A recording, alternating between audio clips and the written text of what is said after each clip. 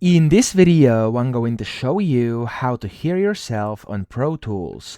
Now to do this, first you want to select the track you want to do this for, and then of course you want to make sure the I and O are enabled over here, so the input and output, and that they are correct.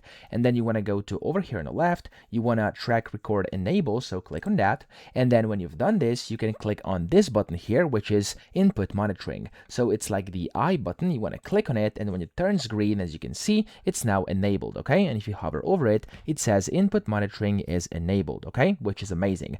Now if you have multiple tracks, there's also a keyboard shortcut to do this. So if you are in Windows, all of these tracks must be record enabled over here. So if they are not, make sure you record enable them, and you can just press Alt plus K on your keyboard if you're in Windows, or Option plus K if you're in Mac, and that's going to, as you can see the color change over here, turn on and off the input monitoring on your tracks, okay? So that's how to do this. I hope this video helped you out. If it did, please subscribe to the channel and help me out as well.